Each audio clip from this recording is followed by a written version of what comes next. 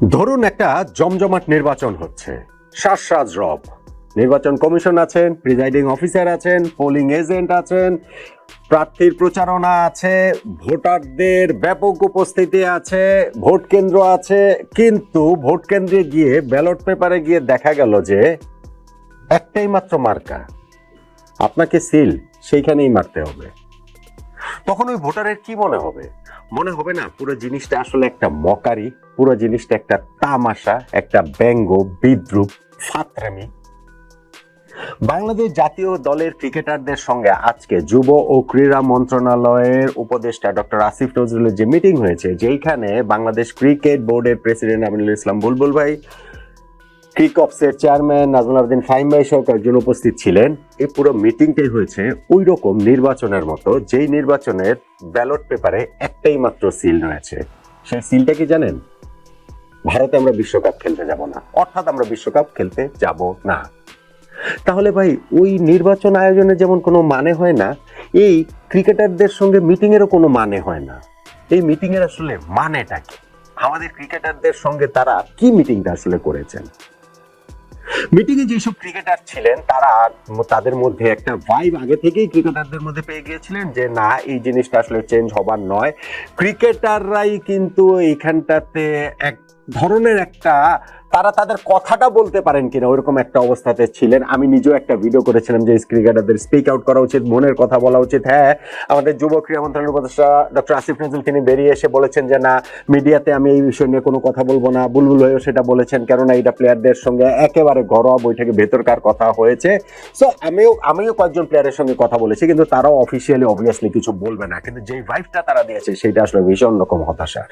তাদের কথা হচ্ছে এই মিটিং হওয়া না হওয়াতে কোনো পার্থক্য নাই। হ্যাঁ, মিটিং এর শুরুতেই বুঝিয়ে দেওয়া হয়েছে যে আমরা টি-20 বিশ্বকাপ খেলতে ভারতে যাচ্ছি না। এটাই হচ্ছে কি আমাদের স্ট্যান্স। আর আইসিসি যেহেতু আগেই তাদের স্ট্যান্সটা জানিয়ে দিয়েছে যে বাংলাদেশকে বিশ্বকাপ খেলতে হলে ভারতে গিয়েই খেলতে হবে, তাহলে আর আলোচনার কি আছে? তাহলে আর কথাবার্তার কি আছে? আপনারা ওইখানটাতে বলছেন যে না, এই ঘটনা ঘটেছে, ভারত আমাদের জন্য ইনসিকিউর, মুস্তাফিজের ইস্যুতে এই ঘটনাটা হয়েছে, আমাদের এইখানে খেলতে গেলে এরকম এরকম সিকিউরিটির জায়গাগুলো রয়েছে। আমাদের ক্রিকেটার কি ওখানে বসে বসে চ্যালেঞ্জ করবেন নাকি যে না না ভাই, এখানে চ্যালেঞ্জ, এখানে এরকম সিকিউরিটির প্রবলেম নাই, এখানে এটা নেই, ওইটা নাই, সেটা আমরা খেলবো? হ্যাঁ, তাদের কাছে যখন ফ্লোর দেওয়া হয়েছে ততক্ষণে তারা বুঝে গেছেন যে এই ম্যাচ তারা জিততে পারবেন না, অর্থাৎ টি-20 বিশ্বকাপ তাদের খেলা হচ্ছে না। একটা বিশ্বকাপের মূল্য যে কতটা, এটা ক্রিকেটারদের চেয়ে ভালো তার কেউ বোঝেন না, কিন্তু তারা বুঝতে পেরেছেন যে এই বিশ্বকাপটা তাদের ফসকে গেল, তারা খেলতে পারছেন না। ফলে যখন তাদেরকে ফ্লোর দেওয়া হয়েছে, তারা বড়জোর ওইটুকুই শুধুমাত্র বলতে পেরেছেন, আমরা মাঠের মানুষ, আমরা খেলার মানুষ, আমরা খেলতে চাই, আমরা মাঠে থাকতে চাই, এইটুকুনি। তারা এখন জোর করতে পারেন না। আমাদের ক্রিকেটাররা কেউ জোর করে বলতে পারেন না যে আপনারা যেইভাবে হোক ব্যবস্থা করেন, আমরা টি-20 বিশ্বকাপ খেলতে চাই। আমাদের ক্রিকেটাররা একাট্টা হয়ে সেটা বলার অবস্থায় নাই যে বাংলাদেশ ক্রিকেট বোর্ডের এটা দায়িত্ব, বাংলাদেশ সরকারের এটা দায়িত্ব, কিভাবে আপনারা আমাদেরকে বিশ্বকাপ খেলাবেন, কিন্তু আমাদের বিশ্বকাপ খেলান, আমরা বিশ্বকাপ খেলতে চাই, যে কোনো মূল্যে আমাদেরকে খেলান, আমরা সেইখানে গিয়ে দেশের পতাকাটা উপরে উঁচিয়ে ধরতে চাই। এই কথাটা আমাদের ক্রিকেটাররা বলতে পারেননি। কেন? আমাদের ক্রিকেটাররা জানেন এই কথা যে বলবেন, যারা বলবেন, তারাই টার্গেট হয়ে যাবেন, ক্রিকেট বোর্ডের টার্গেট হয়ে যাবেন। এবং সেই রিস্কটা কে নেবেন আমাকে বলেন তো দেখি। এই যে কিছুদিন আগে যে ক্রিকেটারদের আন্দোলন হলো, ক্রিকেট বোর্ডের একজন পরিচালক এম নাজমুল ইসলাম তিনি তামিম ইকবালকে প্রথমে ভারতের দালাল বললেন, তারপরে সকল ক্রিকেটারদের ওই যে তারা যে টাকা দিচ্ছেন সেই টাকা ফেরত চাচ্ছেন না বলে বিরাট উদারতার পরিচয় দিলেন। মনে হচ্ছিল যেন তিনি তার বাসা থেকে এনে টাকা দেন। কিছু হয়েছে এম নাজমুল ইসলামের, তাকে সাময়িকভাবে দায়িত্ব থেকে সরিয়ে দেওয়া হয়েছিল। এখন তো তিনি প্রেসিডেন্ট বক্সে গিয়ে বিপিএল এর খেলা পায়ের উপরে পা তুলে দেখছেন, এবং বিপিএল ফাইনালে যদি তিনি পুরস্কার বিতরণী মঞ্চে তাকে দেখি যে তিনি খেলোয়াড়দের পুরস্কার দিচ্ছেন, তাতেও আসলে আমি অবাক হব না। ক্রিকেটারদের ক্রিকেট বোর্ড ওইটা বারবার বুঝিয়ে দেয় যে তারাই হচ্ছে মালিক এবং ক্রিকেটাররা হচ্ছে চাকর-বাকর শ্রেণীর। এবং আজকের মিটিংও তারা খুব ভালো কথা বলেছেন, খুব ভালোভাবেই তারা বলেছেন, কিন্তু সেইখানটা তো সেই প্রচ্ছন্ন একটা ব্যাপার ছিলই যে তোমাদের সের কোনো মূল্য নাই। কেন? ডিসিশন তো দিয়েই দিয়েছে ক্রিকেট বোর্ডের এই জায়গাটাতে বাংলাদেশ সরকার। এটা সরকারের ডিসিশন যে না আমরা টি-20 ওয়ার্ল্ড কাপ খেলতে যাচ্ছি না। ফলে ক্রিকেটারদের মনোভাব জানতে চাওয়া না চাওয়াতে কি যায় আসে? আমাকে বলেছেন, একাধিক ক্রিকেটার আমাকে বলেছেন যে ভাই আমরা যদি এইখানটাতে বললাম যে আমরা ওয়ার্ল্ড কাপ খেলবো, যদি আমরা বলি আমরা ওয়ার্ল্ড কাপ খেলবো, আমরা তো মাঠের মানুষ, আমরা তো খেলতে চাই, আমরা রাজনীতি বুঝি না, আমরা এত কিছু বুঝি না, আমরা বুঝি বাংলাদেশের পতাকাটা আমরা উপরে তুলে ধরতে চাই আমাদের সামর্থ্যের সবটুকু দিয়ে। ফলে যখন বিশ্বকাপের মতো মঞ্চ আমাদের সামনে আসে সেইটা আমরা অবশ্যই খেলতে চাই। কিন্তু যখন আমরা দেখি যে আমাদের সরকার ওরকম স্ট্যান্ড নিয়েছে যে আমরা খেলবো না, ভারতে গিয়ে খেলবো না মানে তো হচ্ছে গিয়ে আইসিসি তো অন্য জায়গায় খেলা অ্যালাউ করছে না, তার মানে আমাদের খেলা হবে না, এবং আমাদের ক্রিকেট বোর্ডও আমাদের পক্ষে কোনো কথা বলছেন না, তখন আমরা যদি কড়া স্ট্যান্ড নেই যে আমরা খেলবোই, আপনারা যে কোনো ভাবে আমাদের খেলার ব্যবস্থা করেন, তখন তো ভারতীয় দালাল ট্যাগ আমাদেরকেও দিয়ে দেবে, আমাদের ক্রিকেটারকেও দিয়ে দেবে।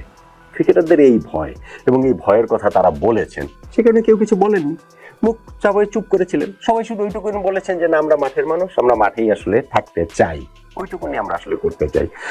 আমার আসলে বাংলাদেশের ক্রিকেটারদের না খুব অসহায় লাগে।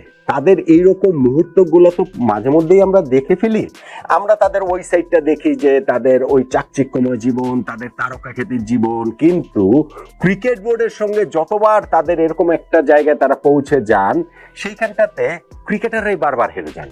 দেখুন এই পুরো ঘটনা প্রবাহে কিন্তু বাংলাদেশ সরকার তাদের পলিটিক্যাল পয়েন্ট অফ ভিউ থেকে জিতেছে, বাংলাদেশ ক্রিকেট বোর্ড জিতেছে, কেননা সরকারের পারপাসটা তারা সার্ভ করে দিতে পেরেছে।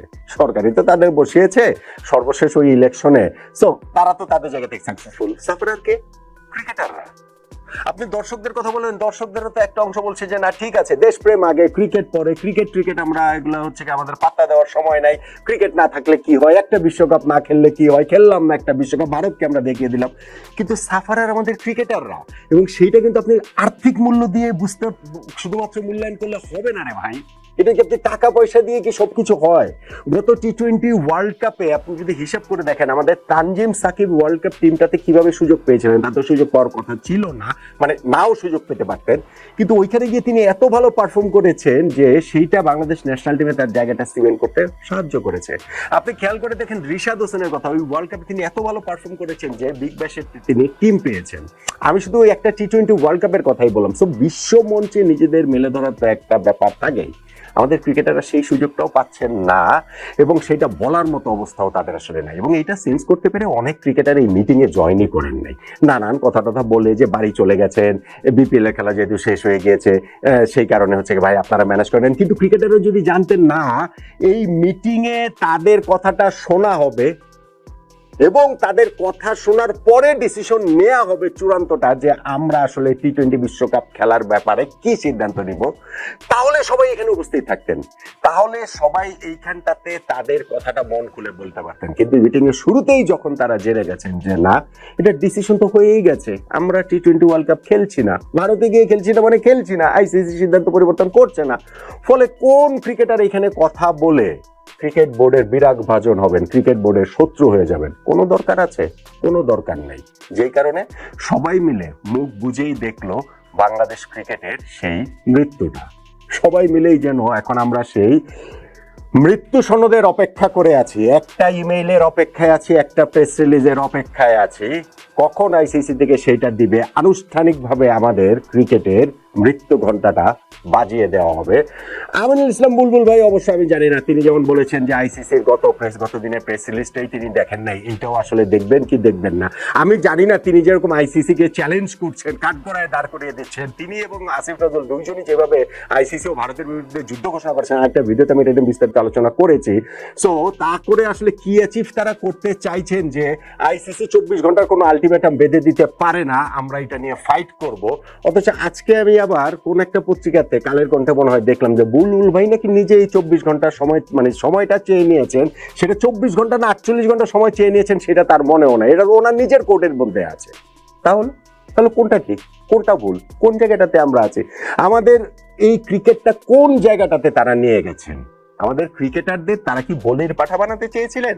ক্রিকেটারদের মিডিয়ার সামনে ওইটা বলাতে চেয়েছিলেন যে না আমাদের ক্রিকেটাররাও খেলতে যেতে চায় না, এইটা বলে কি তাদেরও ইতিহাসে তাদেরও দায়বদ্ধ করে রাখতে চেয়েছিলেন? আমাদের ক্রিকেটাররা সেটা করেন নাই, কিন্তু মিটিং এর মধ্যে তারা ওইটা বুঝতে পেরে নিজেদের মনের কথাটাও বলেন নাই, কেননা তারা বুঝতে পেরেছেন এই যে ভোটের এত তোড়জোড়, সেই তোড়জোড়ে শেষ পর্যন্ত ব্যালট পেপারে একটাই মাত্র মার্কা আছে। সেই মার্কাটা বাংলাদেশ সরকার, বাংলাদেশ ক্রিকেট বোর্ড আগে থেকেই ঠিক করে রেখেছে।